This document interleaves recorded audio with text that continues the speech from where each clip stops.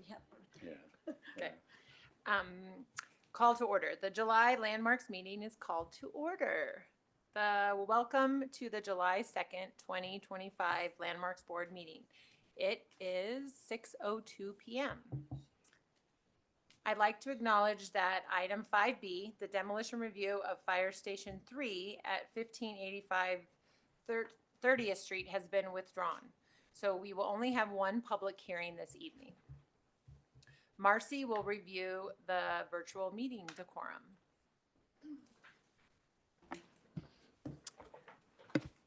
Thank you and good evening. I'm Marcy Gerwing, Principal Planner with Planning and Development Services.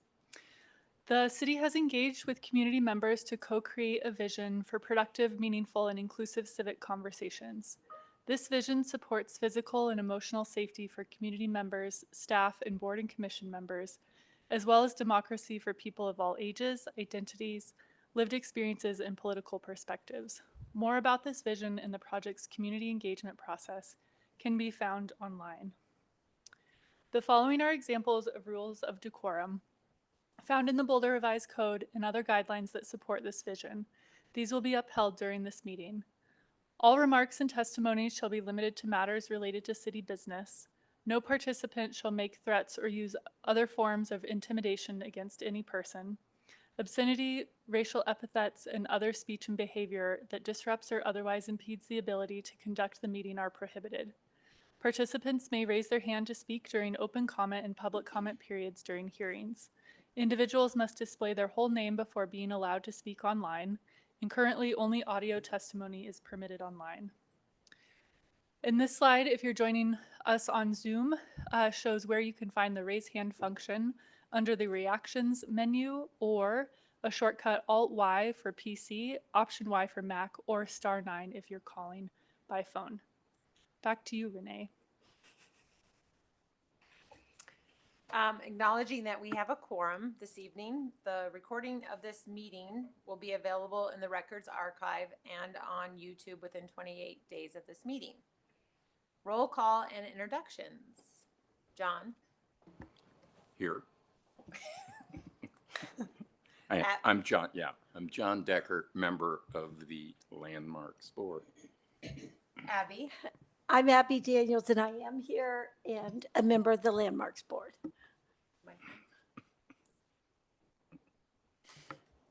Michael Ray, Vice Chair of the Board and present. And is Chelsea online? Yes, hi everyone. Chelsea Castellano, Landmarks Board member here. And I am Renee Golobic, Chair of the Landmarks Board, and I am present. We know that people who are here to participate may have some strong emotions about these projects. We want to hear from you and have found it more productive if you speak to persuade us rather than to berate us, the staff and/or the applicants. As with regular board meetings, Landmark Board meetings, you may only speak at the appropriate time during the public hearing. Requests to speak outside of these times are denied. We request that the members of the public who wish to speak let us know by raising their virtual hand and/or, I believe, talk to Abby and be on the list if you are present in person. As the board chair, I will call for a roll call vote of any motions that are made. Does anyone have any changes or alterations to the June 4th minutes? As I see we have none, I will move to approve these minutes. I second them. Thank you, Abby. Seconds the motion. We'll do a roll call. John? Aye. Michael? Aye. Abby? Aye. Chelsea? Hi. And I, Renee. So those minutes are approved. Now that's public participation, potential in-person participation. Do we have any public or? We have one person signed up to speak in person, and that is Leonard Siegel.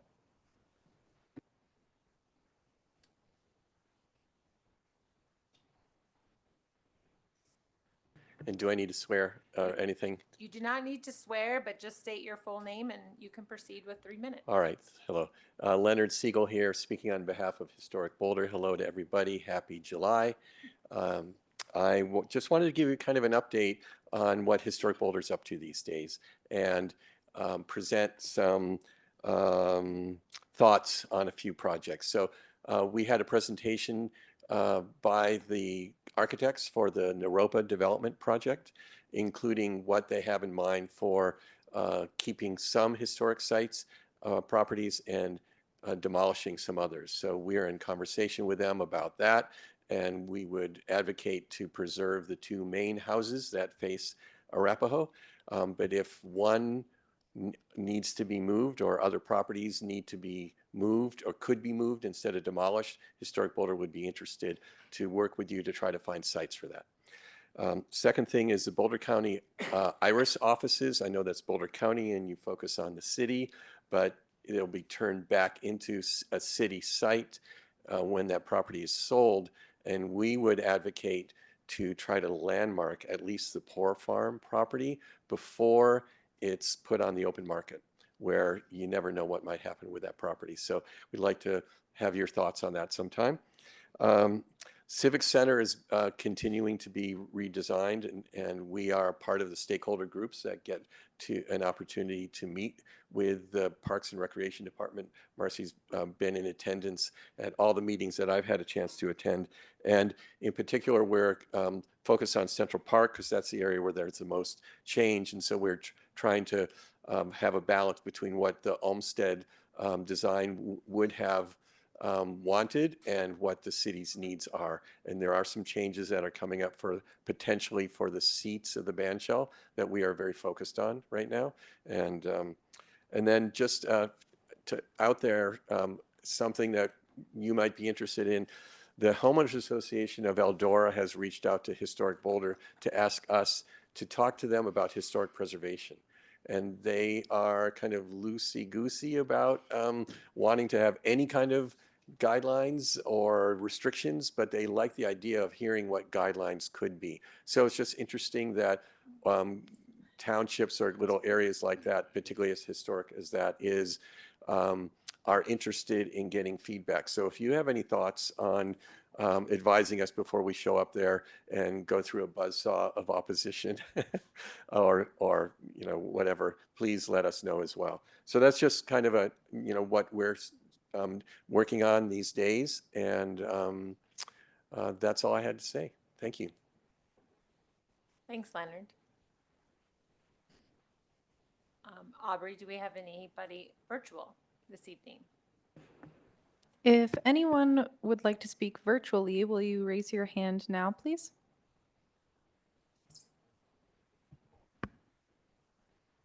All right, it looks like we have one so far. We have Lynn Siegel. So Lynn, I'll give you permission to speak and I will start the timer.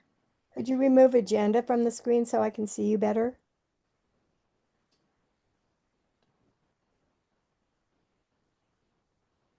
Thank you. Thanks. First of all, the best thing that I can say for the Landmarks Board is to free Palestine. And I don't say that with reservations because it's Palestine has everything to do with local economies all over in the United States and with the Landmarks Board and the elevation of housing costs here. It's all connected to AIPAC and everything else. Second of all, I want to commemorate Karen Diamond, who died on Wednesday last week from a fire attack on June 1st. I was 15 feet from that. I follow them with my Palestinian t-shirt and keffiyeh and flag, and just as a presence on the walk, I support the hostages too. And I've done that for a year. And I was surprised to see Karen and Lewis Diamond showing up there for the first time on June 1st. I also hear that was her birthday. So it's just unbelievably horrific that this could happen to her and that this happened at all. And I could very well have been dead too, because if the fire hadn't blown back on him, and I think he got shocked into reality when that happened and took off his shirt, which was on fire, and then failed to deploy the other 14 or 16 Molotov cocktails, that would have been a big firestorm, much bigger firestorm, and it would have affected me 15 feet away too. So I personally feel how close that was. And I also personally feel how close Gaza is to us every day. And and that's a concern for the Landmarks Board, particularly for the Landmarks Board. Now, as far as specific things, I wanted to bring up again 1015 Juniper, which long ago was approved for demolition and it should not have been, absolutely should not have been, a beautiful little bungalow that that is now being filled up, almost entirely filling in the footprint of that property on Juniper with a huge house. And this elevates the cost of everything. The interesting thing is that the Landmarks Board is then in charge of determining like what's reasonable for the applicant for them to have to pay for what they have to do to get what they want. Lynn, your 3 minutes is up. So Uh, thank you for your input. Yeah, thanks. Abby, is there anyone else? Let's give Oh, it Abby. one Oh, second. Abby. It's fine. It's okay. I'll go by Abby too. I'll go by Aubrey. If anyone would like to speak, will you raise your hand now?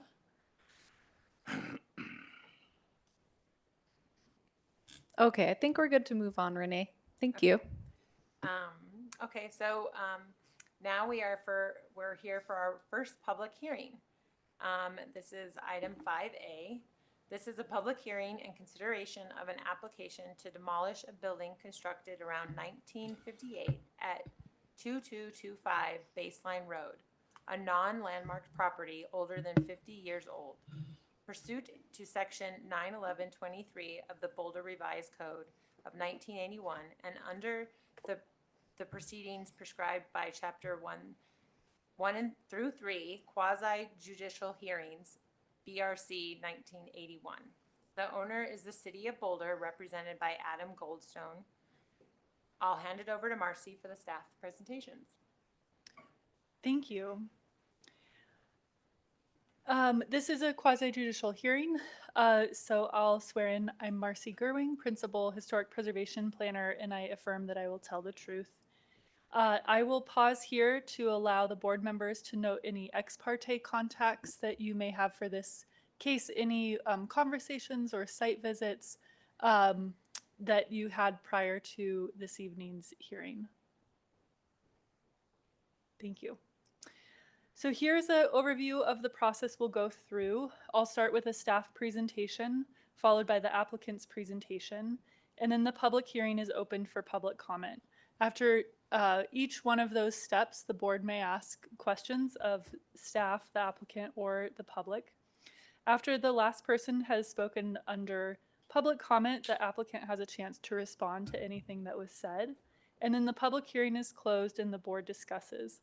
A motion requires an affirmative vote of at least 3 members to pass, and motions must state findings, conclusions, and a recommendation. And finally, a record of the hearing is available. The purpose for your review this evening, this non-designated demolition review, is to prevent the loss of buildings that may have historic or architectural significance, and to provide the time necessary to initiate landmark designation or consider alternatives for the building. The criteria for your review is found in 91123 of the Boulder Revised Code, and that is that you'll base your decision upon any of the following criteria: the eligibility of the building for designation as an individual landmark, the relationship of the building to the character of the neighborhood as an established and definable area, the reasonable condition of the building, and the reasonable projected cost of restoration or repair. In considering the condition and the projected cost, the board may not consider deterioration caused by unreasonable neglect. The options in front of you this evening are to either approve the demolition request or place a stay of demolition on the application. If the board approves the application, it is good for 1 year, so July 2nd of 2026.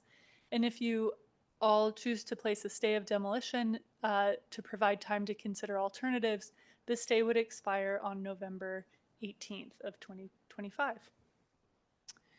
So this application came to us in May when the application to demolish the building was received, and staff referred the application to the full board on May 22nd.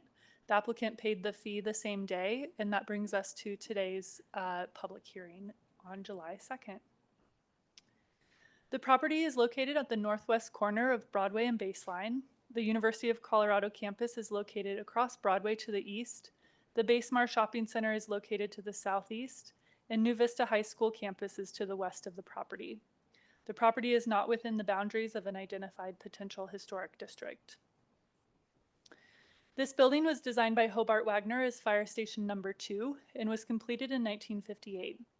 The building was surveyed as part of the 2000 Boulder Modern Architecture Survey, which at the time determined eligibility for the National and State Register of Historic Places based on its architectural significance. The one-story masonry building has an inset central front gable with deep overhanging eaves over the central double-height door. The flanking wings are symmetrical and from ground level appear to be shallowly sloped shed roofs. The red brick at the facade is laid in interlocking patterns that are seen as horizontal stripes. The lot contains mature vegetation at the southeast corner facing the corner of Broadway and Baseline, but has generally been paved for parking at the rear. The facade includes a window and person door within the inset central gable, and the original clear-story glazing at the facade has been replaced with painted board and batten siding. The painted board and batten siding and brick knee wall has been used to infill the area originally filled by the bay doors, which were wider originally, which you can see where those were filled in. Vinyl has been installed to the underside of the deep overhanging eaves, concealing the original exposed wood which extended from the interior to the exterior. These photos show the east elevation facing Broadway. There are 3 low gable roofs that span a modified gable roof line with projecting rafters, rafter tails, and deep overhanging eaves. The gable ends are painted board and batten siding, and the brick of the walls at the sides are capped with row-lock detailing to indicate the material change to the board and batten. The gable at the southern end includes a group of 4 large picture windows with an awning window off-center above. The central gable includes sliding glass doors with awning windows above, and there's a single picture window at the northernmost gable with an awning window at the side of the gable. This is the rear of the building facing north, which includes a central front gable reflective of the front elevation with deep overhanging eaves, a central brick support post, and a single bay door on the east side. On the east side of the support post, the gable end is painted board and batten above the bay door, and the west side of the support post includes a person door.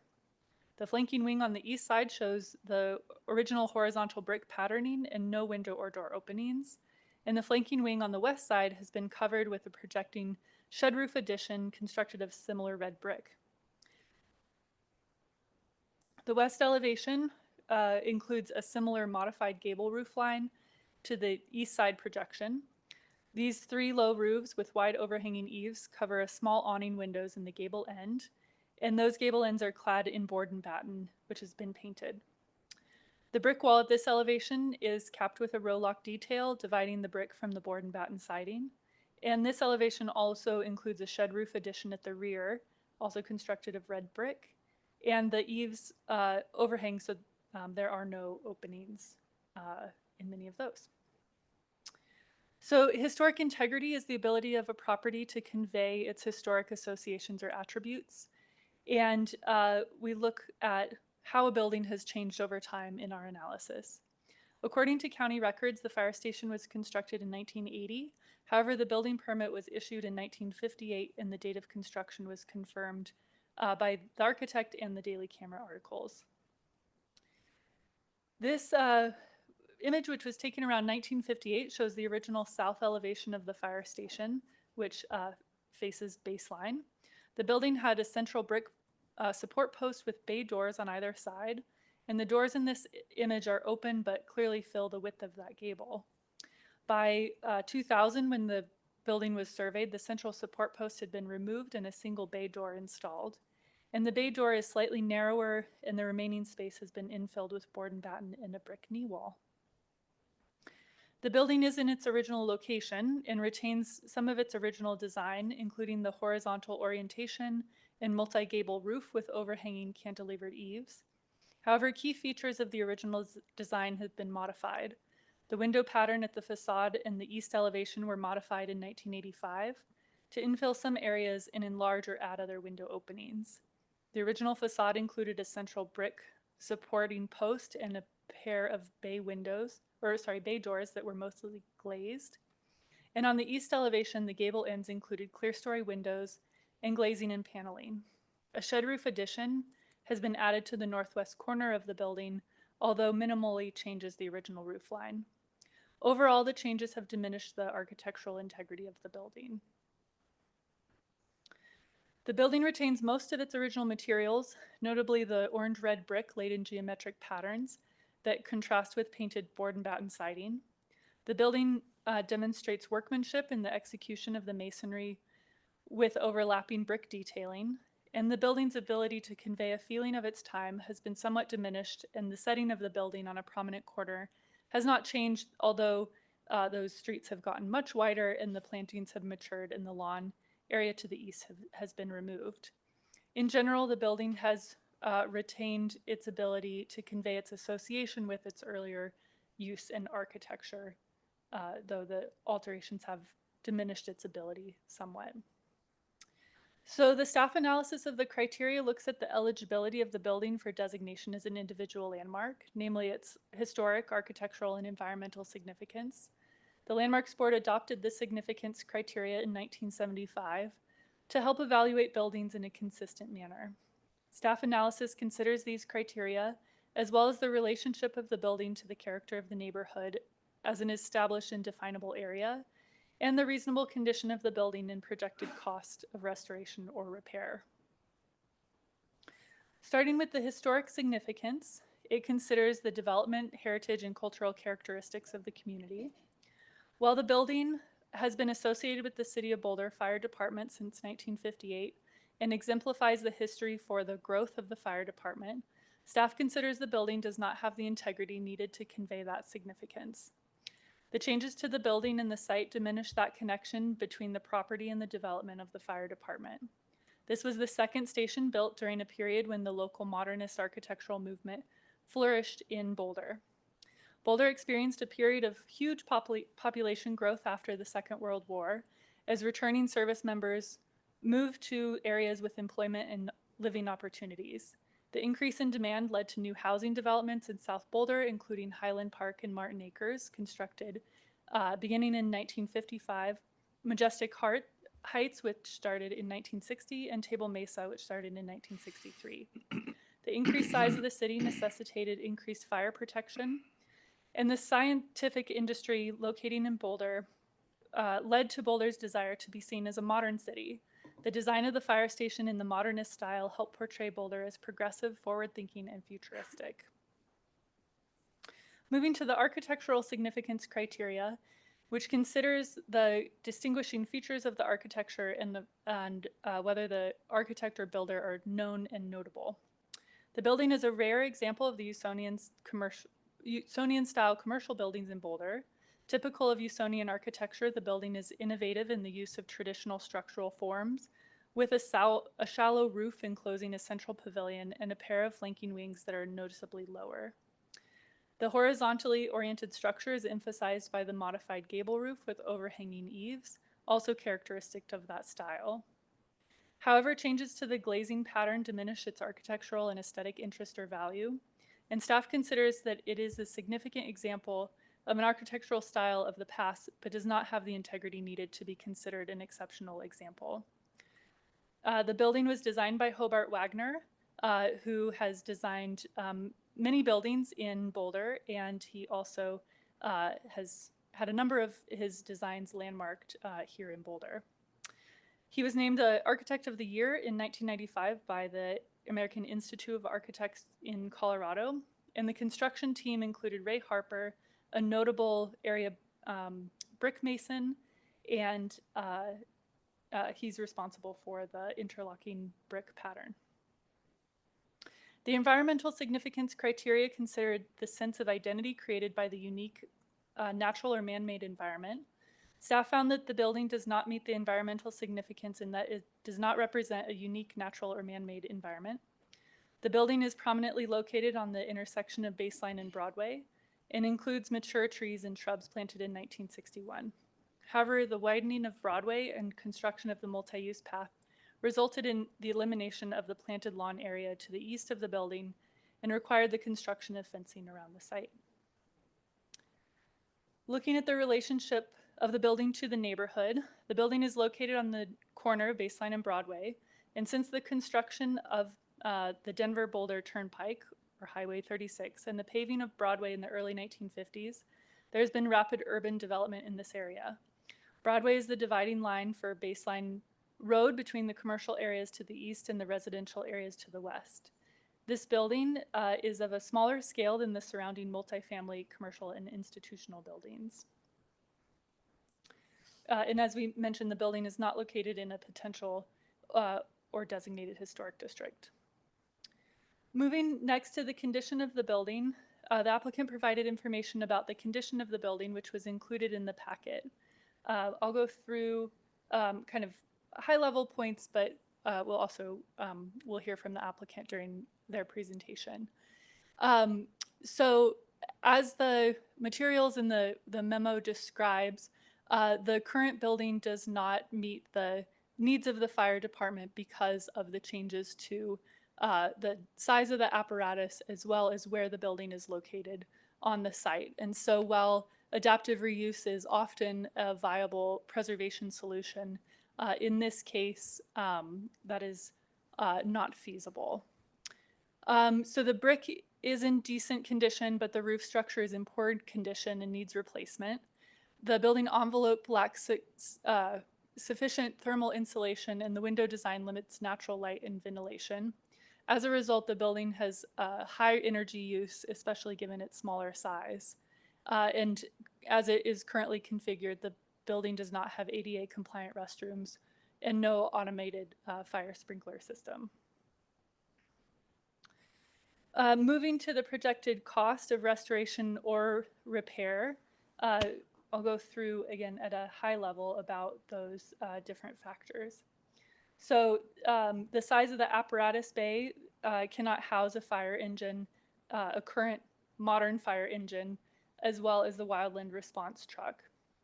The sleeping and restroom quarters do not adequately allow for female firefighters, and the location does not provide a separation from hazardous vehicle emissions and other chemicals. The living and workspaces are not large enough to accommodate the additional personnel that need to be assigned to this station, and the storage and workshop does not provide enough space for breathing air canisters, exercise equipment, medical supplies, and workshop space to perform equipment and tool repairs. And the site circulation and parking requires that the apparatus returning to the site block traffic on Baseline to back into the apparatus bay. So with that, staff recommends that the Landmarks Board approve the demolition and adopt the following findings: that the demolition is appropriate based on the criteria set forth in 91123F of the Boulder Revised Code, in that while the building at 2225 Baseline is historically significant as a mid-century building designed by Boulder architect Hobart Wagner and used for 70 years as a fire station, alterations have diminished its architectural integrity, and the building is not eligible for landmark designation. 2, the property does not contribute to the character of the neighborhood as an intact representative of the area's past. And 3rd, due to programmatic requirements, it has been demonstrated to be impractical and economically unfeasible to rehabilitate the building and incorporate it into the redevelopment of the property. With that, as I mentioned, our recommendation is to approve the building at 2225 Baseline Road.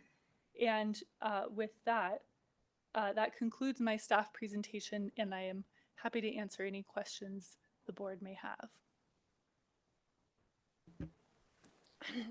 I have a quick question. Thank you for that thorough and very excellent analysis.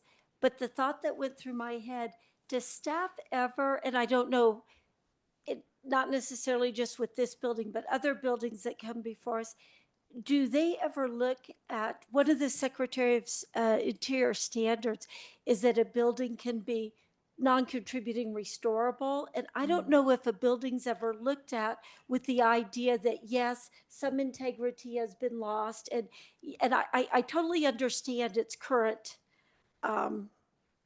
condition doesn't offer all the things that are the needs. But the thought, I just have to say on the record, it's interesting to think about when there might be a time when a building may not quite meet the criteria, but could, if there was the will and the funds and the purposes of the building, which really isn't under our purview, were met. Yeah, I appreciate that question. And I also see potential in many buildings that come through of, oh, if you just did, and then the list gets longer. Our role and your role as decision makers is to look at the building as it stands today. The board cannot compel an owner to restore a property. And so we really have to look at it as it stands today. Is this building eligible for landmark designation or not? And for staff's review, I look at the building with the photo on the left and I think, what a cool mid-century building.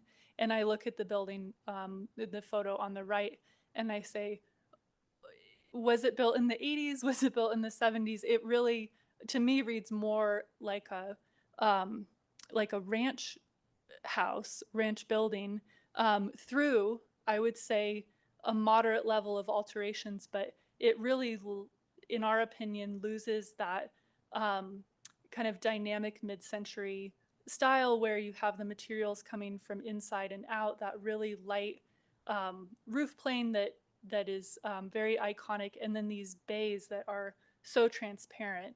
And by changing the door and window openings and kind of losing the key characteristics, the building to staff that's shown on the right is not eligible for landmark designation.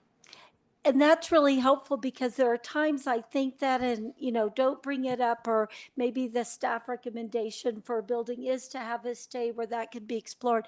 But that was really illuminating to me because when I look at the original building, it's absolutely stunning. And I think the word you used that really resonated with me is that loss of transparency. I mean, I think to me that is what's so stunning about this, but that answers my question.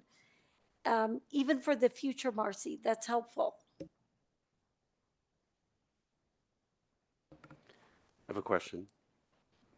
You mentioned that, and I'm going to have to paraphrase because I don't remember exactly how you put it, but that this was fire station number 2 and that fire station number 1 was of the same era. Is that kind of what you said? I did say that. This was the second station built in that mid-century period, and this is where Claire's going to save me by telling me which station that is. Fire station number 2 replaced fire station number 2, which is actually still there. It's on Aurora and is now the Studio Arts Pottery Lab. At the same time, this station was built, Central Fire Station was built and became fire station number 1. And that one is also a mid-century building. And that's over on 13th near Casey Middle School. Is that the one? Yes. Sorry, and so when was that built? I believe the year before this one. I think they opened the same year, approximately. And then the third one, which we had on the agenda but has been withdrawn, there was a third mid-century fire station on Arapahoe and 30th that was built a couple years after this one. So there was a real push in the mid-century or in the post-war era as Boulder expanded to the south and to the east to provide the fire rescue services.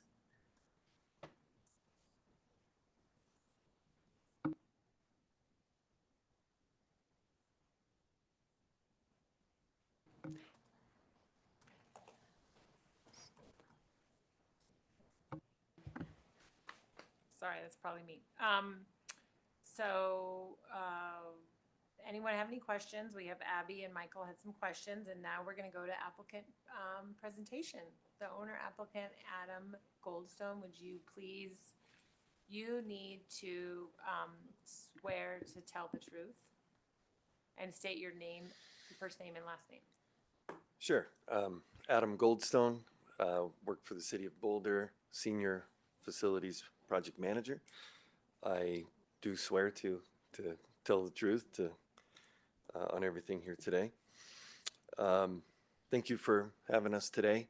This is my first time at Landmarks Board. I've been with the city about 6 years. Haven't needed to have any demolition work done until now. Just recently completed the new Fire Station 3 you may have seen on 30th Street. And there's 2 more stations, new stations that are coming. This one to replace Fire Station 2, and then we just acquired property to do Fire Station 4. So similar to the research that Marcy did, which was a great presentation, thank you. We stand to have 3 new, we feel, iconic fire stations coming online here this decade. So kind of hearkening back to the history there. I think those old pictures are great. I hadn't seen those before, but you can see a lot of the changes, I believe, were done as the streets kind of encroached on the building.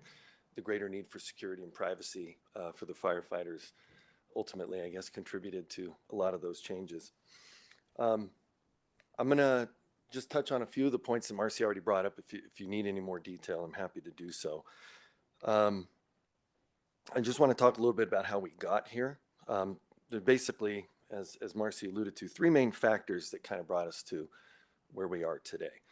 The first was the need for a larger station, right? A more modern station. As the fire service has changed, equipment's gotten bigger, more specialized, they need more of it, they need more firefighters, and now we're also going to be adding ambulance crews. So all of those things contribute to need for greater apparatus space. Additionally, more bedrooms and more other work areas to go along with the extra personnel that's there. The way the building's designed with the bays in the middle can't really make that any larger.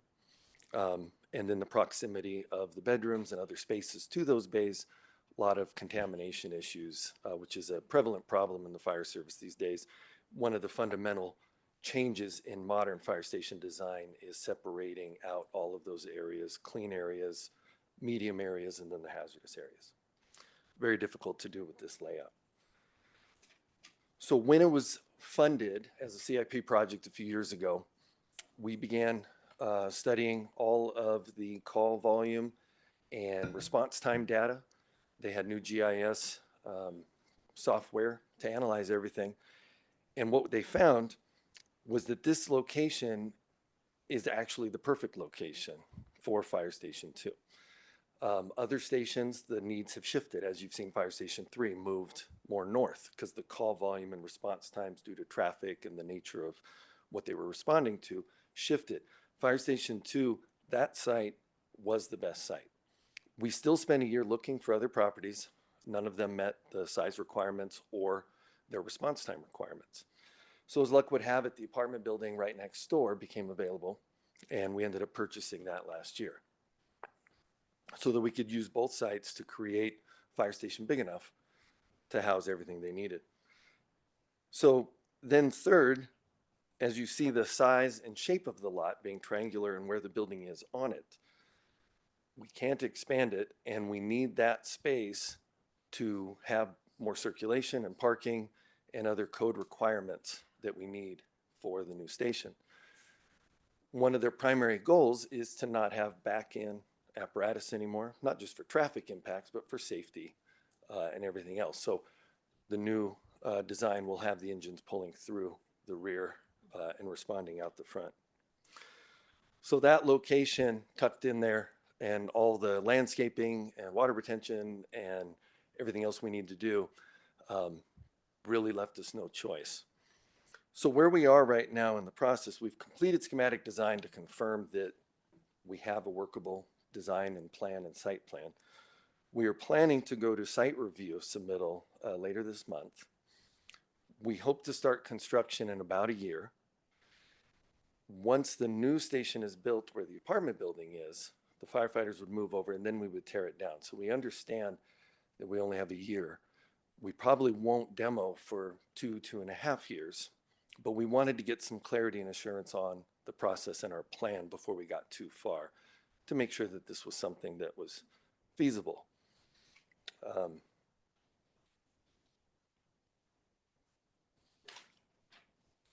think those were all the points I had. If there's any of those issues, I can certainly elaborate on it, but that was all I wanted to point out. Okay, thanks. We're us, we can ask you questions. I have a question for you just about the roof, and this might be back to Marcy depending on it. So the roof, which is what is super iconic in the old picture, and which to me is a real distinction between what is there now and what was there. Just to know a little bit more about that roof, did you guys put extra in, someone put extra insulation and that's why it became a big fascia on the front side? Or we wrapped it, you said you wrapped it with vinyl underneath, but there's definitely like a big red outline red that in the other picture it's a very fine line, and now it's, so was there insulation added to the rooftop? Did it? There may have been, I'm not particularly aware of that. There may have been something added. As you can see, the original was very thin, so there may have been an attempt in the past to thicken that up. I think it was more a result probably of just re-roofing and somebody adding an element there. It needed some extra, maybe some reinforcement or somebody's aesthetic idea. Yeah, and those beams underneath, they look to be painted the same color as whatever the underside is of the soffit. Those beams, are those, in the other picture, they're obviously a wood detail that's different that was there, they're perpendicular to one another. Are they also wrapped with vinyl? Or are they just painted? I don't recall. I would imagine they're just painted, but I'm not sure. We stared at that the eve of, and I cannot recall. We can see they're still there, but yes, they're either wrapped or painted. Yeah. I mean, that, to me, the roof is kind of so iconic in the picture on the left, and like Marcy had explained. So I appreciate Marcy's. So other staff have questions? Yeah, I have a question. You explained the process through the 2-year period of building the new station on the apartment site. What then have you I guess the question is, have you considered repurposing this corner of the site completely or spinning it off even as a I'm sorry. Well, I guess the broader question is combining the sites, which is the intention. What's the ultimate intended use of this portion of the site that this building's sitting on? Yeah, so this will be the parking and site circulation, landscaping, public art. Okay. Trash, ancillary things, because the station itself is going to take up so much of the other site. Everything else is going to be here and screened and, treated. The grades between the two sites are pretty severe, so this will be built up a bit. We'll have a nice wall and some landscaping along the sidewalk there. So. Okay. Thank you. One of the needs that staff expressed was the functionality to accommodate something called a wildland response truck, which I'm really curious about. But so maybe a little bit on that, not too deep, but what other firehouses have that capacity, and why would this particular site require that? Yeah, so the fire department has determined that based on the risk scenarios at different parts of the city, this location being near the hills in Chautauqua has the greatest potential for quick response to something that may get started out in that area. So you can see it there, and so while they do fit, you can see they both can't come out at the same different times, right? So the regular engine has to move out of the way for the wildland. So that delays response time and everything like that. So, and there'll be an additional engine and ambulance planned in the new station, right? Because they just have so many calls. This is the highest call volume station in town. So they need multiple companies as well as the wildland rig.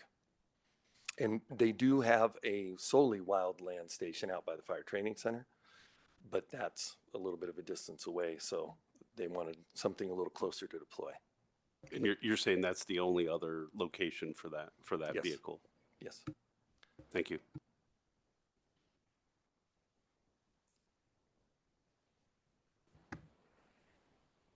Okay, so now let's move to public comment.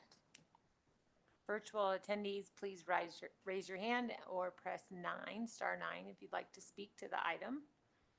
And if you are in person, then we need a list to Aubrey. Aubrey, do we have anybody who would like to speak? We do. We have one in person, and then I'll wait for the virtual participants to raise their hands. Let's start with Leonard Siegel. So Leonard, at this stage, you will have to swear in and state your full name. Yeah. All right. I swear that what I'm about to say is the truth as much as I understand it. Thank you. Thank you for this opportunity to speak on behalf of Historic Boulder and this really crucial, important service amenity for Boulder. And historic preservation and Historic Boulder is not here to challenge the needs for safety, welfare, and health. We believe that the best interest would be to build a new building here. What we do question is the process, and that is, we believe that the demolition permit shouldn't come until after site review. That's what historically has happened, I believe, in the past. And site review is, there's a lot of information that comes forward with that from the planning department that could actually impact a decision about how this project would move forward and whether demolition is the right purpose, the right thing to do. So we would say that while we would believe that a demolition based on what we're hearing tonight might make sense, it might not make sense if the process opens up other possibilities during site review. So this is something we've been seeing regularly with applications for demolition. We think it's happening out of sequence. So that's one thing. What we would say is that and I was involved with the history of this, writing the history of this site with the other analysis of modernist buildings in town. And while the architecture is diminished, the integrity is diminished, it's all reversible. If the project could be repurposed, then it could be reversed back to its original beauty that we all seem to recognize that's been diminished. I do want to point out that Fire Station number 1 was remodeled in such a way, this is the one on 13th Street, that it completely destroyed the integrity of that beautiful butterfly roof textile brick building that Hobart Wagner designed. And I also want to point out that this building was really about innovation.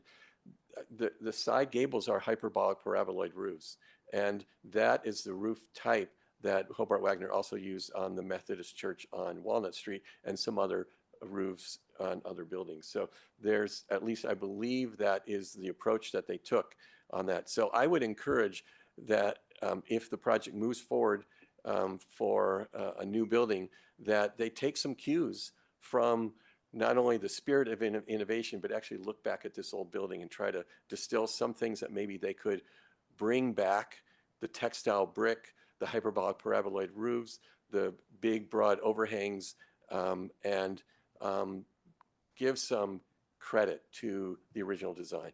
That's all. Thanks. I think I'm out of time. Thank you very much. Thank you, Leonard. Do we have additional people virtual? Looks like we have one raised hand, and it belongs to Lynn Siegel. Lynn Siegel, you will need to state your full name and swear to tell the truth. Lynn Siegel, I swear to tell the truth the best I know it. I agree completely with Lynn as to the site review part of it, and also with the hyperbolic parabola roof construction. The Usonian design really should be preserved. There's an additional site on that they bought. Why can't they first do the station on that and do this building, a renovation of this building? You know, my family bought a house here in 1958, the same year as this building was built, in Martin Acres on Hamilton Court. My dad got a job in aerospace and after he'd been at CU, and I really respect Hobie Wagoner, and especially at this corner, there's already something being taken down, Western Resource Advocates, and horrifically, the former site of 777 Broadway, the homeless shelter that it was Horizons International, that's being taken down. That really, I disagreed with that being taken down also. And this is, you know, this is just wiping out these Hobie Wagoners. And the value of using this property to accommodate the female firefighters and the housing needs and what have you could be accommodated well to refurbishing the building back to what it was, which was really a lot more beautiful than what it was, you know, what it was accommodated to later. And I'd like to see that restoration done. And really also, why not site review first? And why isn't there some kind of a change in the way the process operates from the start, that site review is done and then historic considerations are made? Oh, also, I forgot to mention something. Karen Diamond was involved with Historic Boulder, and through the thick and thin, as it described in the paper, and I didn't realize that, the woman that was attacked in the fire attack. But keeping some of what made this space what it is, instead of tearing down everything, is really important. And you know, we lost the Millennium. There's too many losses in Boulder, and I don't recognize it anymore. And I lived here from 58 to 62. So let's really do a deeper consideration of this property before just demoing it. I think that could be done. Thanks. Thanks, Lynn. Aubrey, any more public comment?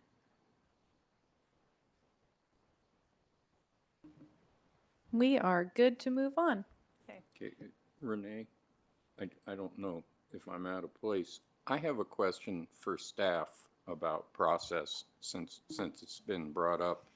Could you or maybe Chris elaborate on the process, the demolition process, in this notion that it is out of place of the site plan review process?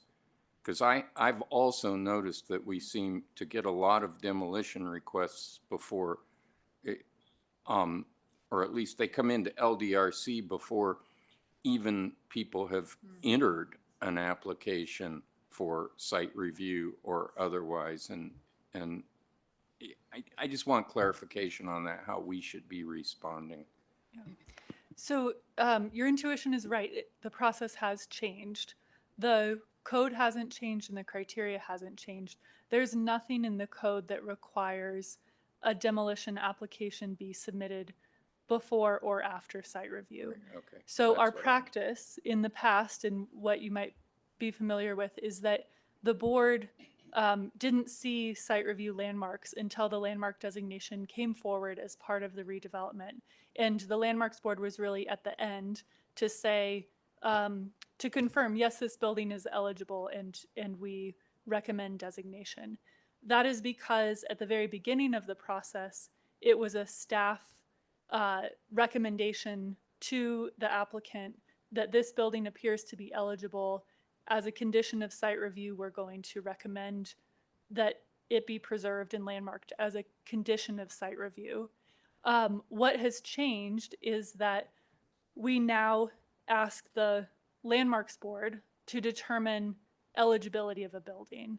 And the best way to do that with the current process that we have is through the demolition review process, which is what has been decided on with a group of leadership policymakers from the city attorney's office, directors, et cetera, to say that this is the venue for the landmarks board as an appointed body to make a decision: is this building eligible or is it not? And that gives the applicant the information they need to say, this is something that we need to incorporate into the redevelopment, or this is something that doesn't need to be preserved, and we will then proceed with site review. There's a practical component to that too, which is that it costs tens of thousands of dollars to prepare a site review application. And often, and in this case as well, whether this building stays or goes is a huge factor in the rest of the project. And so for that decision to be up in the air while the rest of the project is hypothetical with structural engineers and traffic reports and architectural design and all of that, it is more practical to answer the question on the front end: is this a building that needs to be preserved or not? Hopefully that answers your question without opening up into too broad, but happy to answer any follow-up questions. I was just gonna ask what maybe was found out in site review that was different? Like, what would be the information that we would get in landmarks from site review? Well, yeah, I was going to get to that. Oh. So great. Could you restate your question? Well, what I heard from the public comment was that site review should have come prior, because things happen in site review that then could change the decision of the landmarks board. And I'm kind of hearing the contrary, like, because we should go off of what the present date of the building. It shouldn't be what we discover in site review that would change our decision. So I'm wondering what we would change in site review would change our decision today. Or are you agreeing that? I don't. Yeah, no, I think that your purview and your criteria is this building eligible for designation or not? And then because it's in the demo process, you can consider the cost, condition, and relationship to the character of the neighborhood, and that's it. Planning board has a much broader set of criteria about their site review, things that they can consider that we can't. And I would just add that you might learn things from site review, but it wouldn't be things that you could apply in a criteria-based decision. Site review is like, what's the most appropriate use of the land, and that is not a criteria for a demo application. So, and I really appreciate Leonard's remarks, because I do think most recently the example comes to my mind is a church that came before us before site review, before even knowing what they really wanted to do. And I appreciate that. But and I'm not even saying it's a concern, I think this is a reality.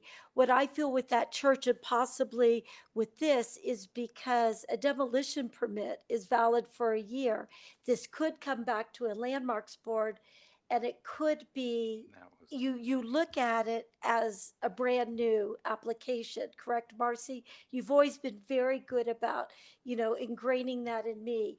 And if there's different landmarks board members, I just have to throw it out there, that could be a different outcome.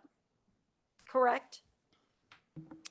Yes, it could. I would say there's plenty of room for improvement in our process, but this is the process that I guided this applicant and the church applicant as well towards in considering what the process was. And again, there's not a code requirement that the sequence be what it used to be. This is the process for the reasons I explained that we do now. So there could be some potential landmarks down the road that happen after site review. It can be on either before or after. Yes. Yeah. Could I just elaborate Yeah. just on the schedule of things? We had originally intended to go to site review earlier.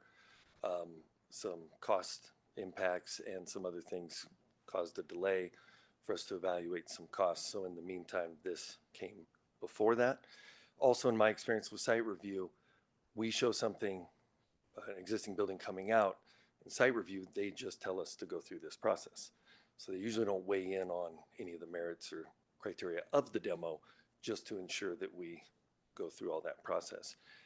And then lastly, being a taxpayer-funded project, we want, as Marcy said, site review represents an extreme time and financial commitment. We wanted to have a little bit more assurance going into that we were on the right track with our plan after spending 9 months in design. We've done 9 months of design to get to this point to ensure that this is what is needed. So just pointing out that those are all the kind of the things that went into how the timing worked out on this one. Okay, Thank you. so that was our applicant's response, which was kept at 3 minutes. Are we allowed to ask questions about what we just heard? Yes.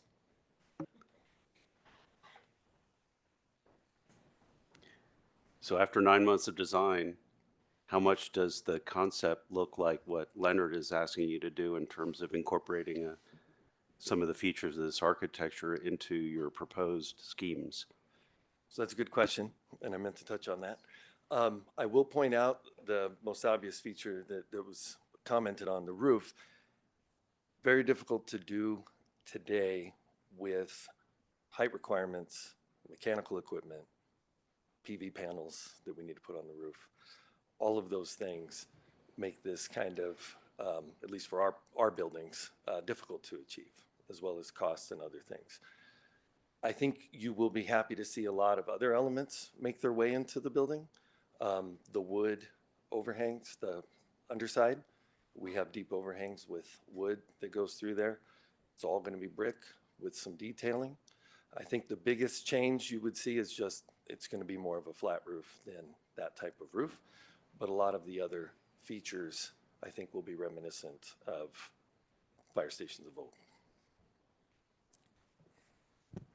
And I just want to jump in just to remind the board that, if hypothetically the board approves the demolition, whatever structure comes after should not be part of the kind of like deliberative process. It's just not part of the criteria. And I will just recognize that this is a difficult demo application to discuss because it was originally designed as a fire station and they wanted it to be a fire station afterwards. So just recognizing that difficulty, really focusing in on the criteria outlined in the memo and that's in the code will help us make the most legal decision possible. Thank you. Okay, so now we're going to have a move to board discussions. And I ask that everyone else mute your computer or phone for the duration of the discussions, and we'll allot approximately 45 minutes for discussion. So I will quickly start off, I guess that's okay. So I just look at for me, it really is the roof and not, and putting aside what the intentions are, who the applicant is, and what's moving forward. And by any means, you know, a building should be saved as much as we can save it. And then this criteria, the first criteria is eligibility and, you know, the relationship, what it was, the intention and how it got changed throughout time to what it is now. And, you know, I think staff laid it out really clear in their memo that and we can see it here.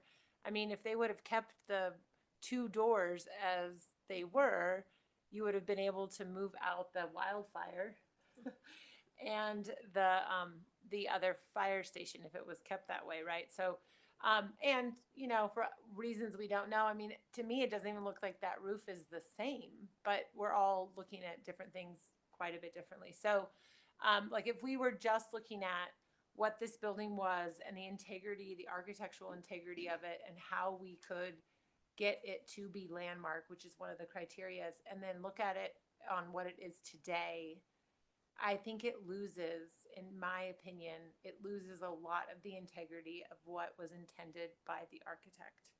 And Marcy brings up, Abby brings out a good point of like, if we could restore it into this, and that again is not purview, so we can't even go down that road, because demoing a building in general is not green, and it's much better to keep things as is. So we won't go into what needs to be in the future and what maybe the applicant could do, but I think if we're just looking at what the criteria has to be, I think that our staff did a really good job of getting us to that point without mudding it up.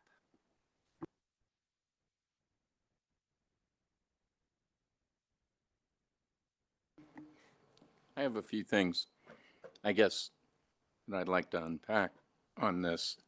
The first thing is that we have to consider this as it is now, in time. And like Renee just said, staff did a very good job getting us to that place. I think it needs to be said first that this is, it's the constraints on this particular site in this particular use are chiefly functional. In fact, probably the original alterations that happened to the building that made it deviate so completely from the original design intents were functionally mandated types of changes. They weren't done for form, they weren't done for aesthetics. They were done because it made it a better fire station in 1980 or whatever. And they're no longer workable because, in a sense, this is kind of an almost industrial type of a site. It's used for a functionally constrained and functional need that requires very specific spaces, heights, and internal arrangement and so on. So that all those issues, not necessarily historic preservation issues, have worked to alter this building from its original and preservable, I guess, form. It's also the issue that if this building was a different use or a different owner from the public entity and was a different funding arrangement from taxpayer funded, it might be reasonable to at least explore the issue of restoring the building to a more historic character. But that doesn't serve anybody in this framework or in this context. So that being said, I support the staff recommendation to issue or to approve the demolition now to allow the process to go forward with the understanding that site review may take you through some exploration of what could happen there after the satisfaction of the new fire station. And then that would be great.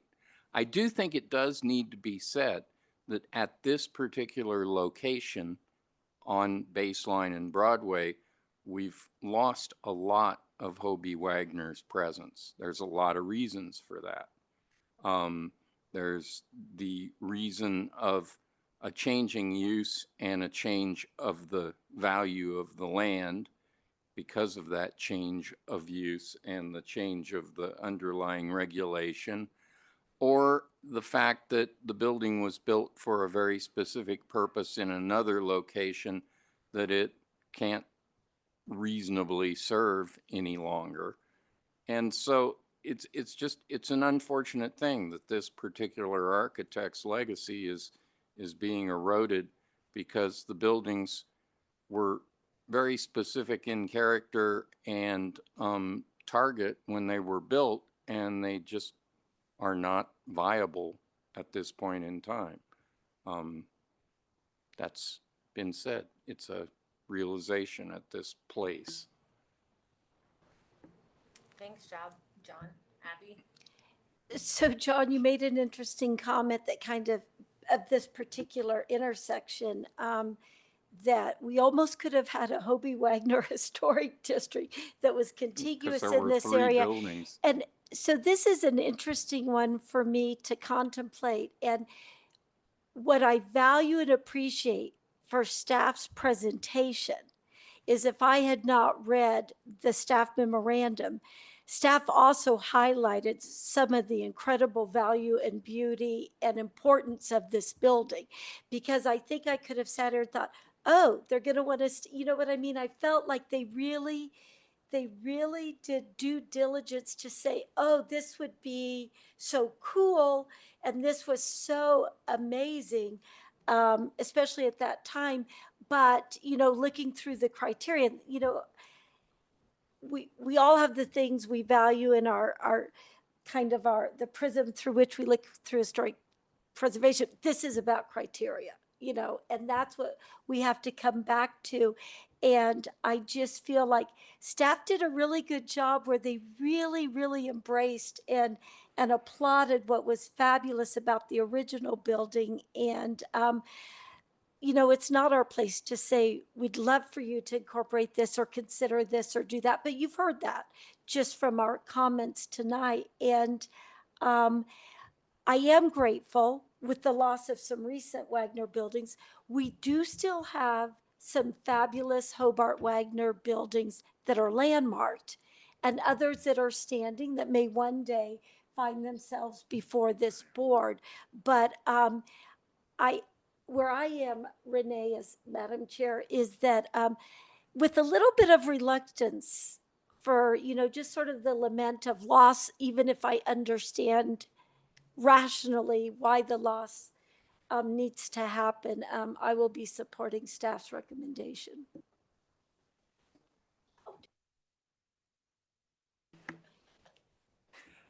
Thanks, Abby. You want to, Chelsea or Michael? I'm happy to go. And I'll keep it short. I support staff's recommendation. I think that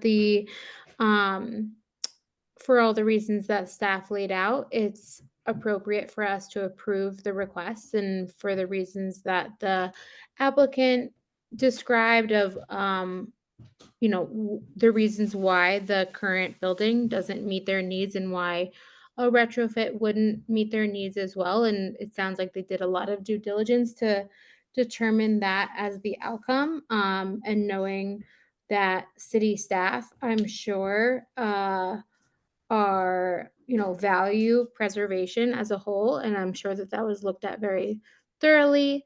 And I think, speaking to the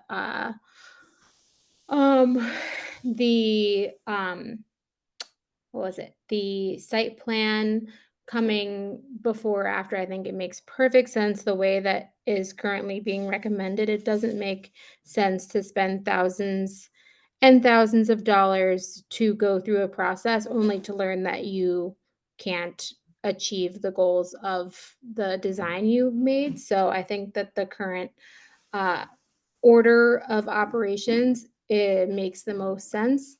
And while it'll be sad to see this one go, I'm excited to see what the future of this fire station will look like.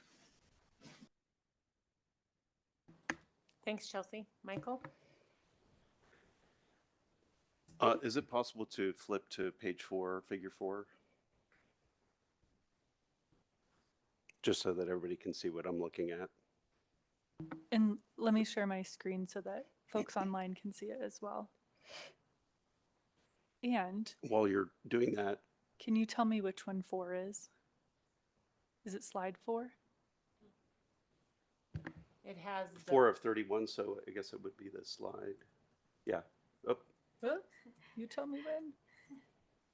It's with the next one. fire trucks. Oh.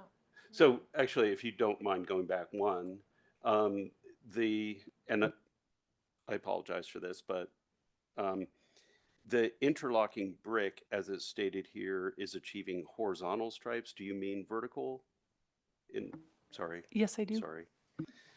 So then the next slide. I think that's an important, I mean, for the record, it's an incredibly handsome detail. So this is kind of a funny image, right? Because if the center post was there and the 2 doors were there, those trucks would totally be able to work, wouldn't they? Looks like it would work. If you expand it to the original masonry opening,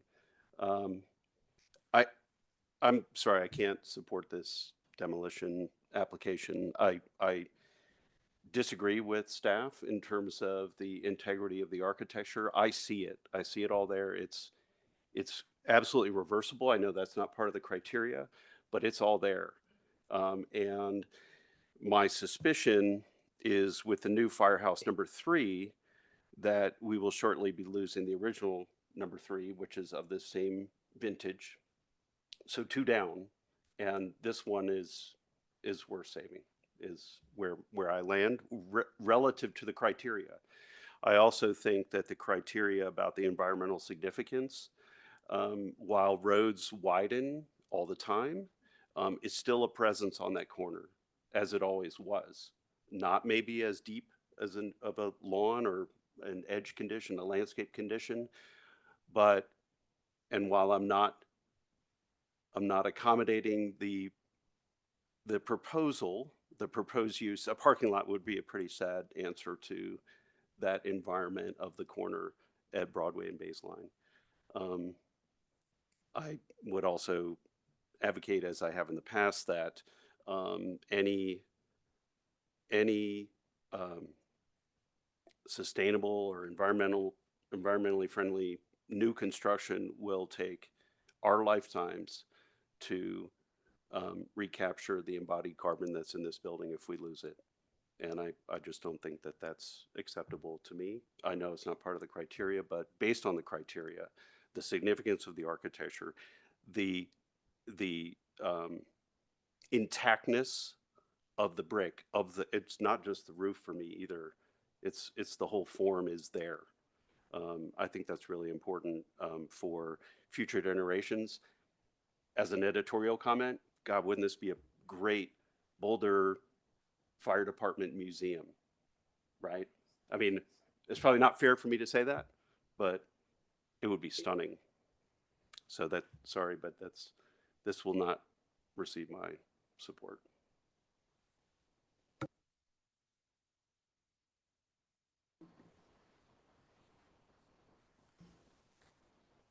I think I may have misspoken. I am leaning towards supporting staff's recommendation.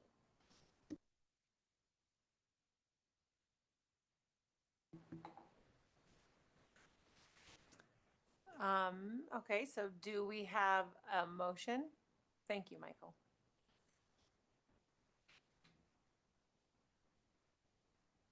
I'll make a motion.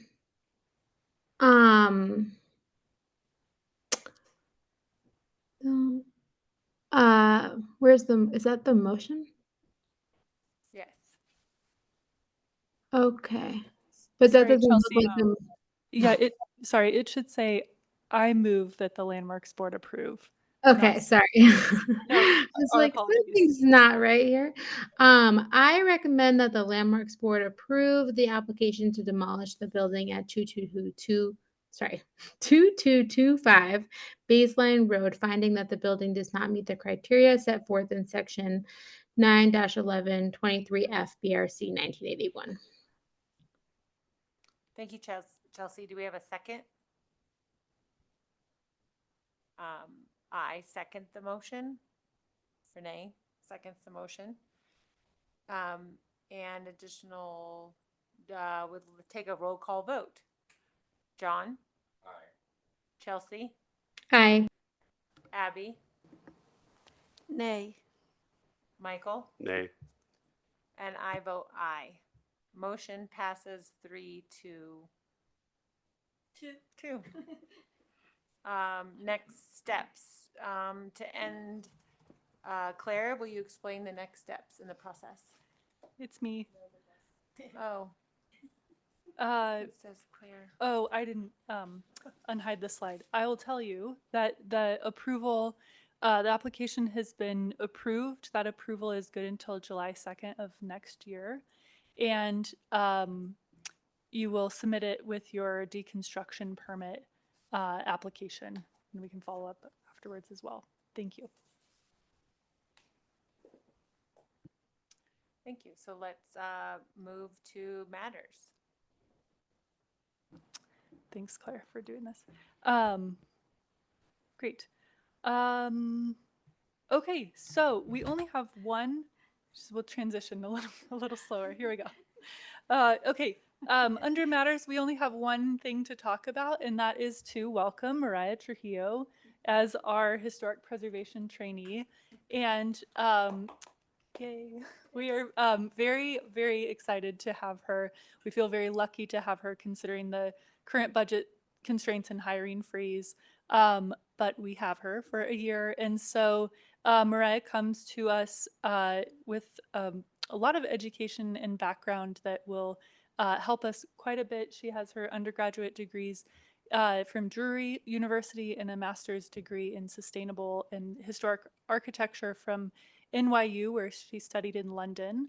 And she also spent a stint of time at the Cripple Creek, city of Cripple Creek, for their historic preservation program. So Mariah has been with us since the beginning of June, and has been already so helpful in jumping in, helping us behind the scenes, but also you'll see her, I think, a bit more than past internships. And just to make the distinction, this is a trainee position that builds on that 30+ year internship program, but it allows us to have someone with a bit more responsibility who can really jump into the day-to-day operations rather than like a learning, just a learning experience. So Mariah, is there anything that you would like to say this evening at the board meeting, and just a big welcome?